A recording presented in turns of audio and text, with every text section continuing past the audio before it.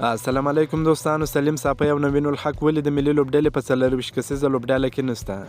افغانستان کرکټ بورډ د 2023 کال 500 ورځې نړیوال جام ته د مخامخ لارې پیدا کولو لپاره د سریلانکا سره د سوپر لیګ سیالیو ته 24 کسیزه نوملړ اعلان کړ چې اماراتو کې تمرینات ترسره کړي. د کرکټ بورډ د معلوماتو له مخې دا لوبغاړي به د روانې میاشتې له 14 نیټې تر 21 نیټې پورې په متحده عربي اماراتو کې تمریناتي کیمپ ترسره کړي او د سریلانکا پر وړاندې سیالیو ته به لوبډله اعلان شي.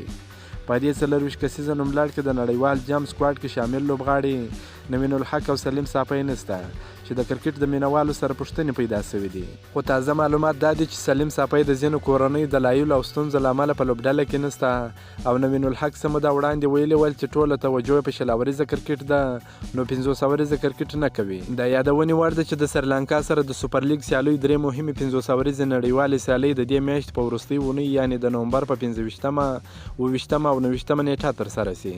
که مو دا ویډیو خوښه شوې در سره لایک کړئ او د نور تازه معلوماتو لپاره هم زموږ سره اوسئ. تر بلې ویډیو پر د الله په امان.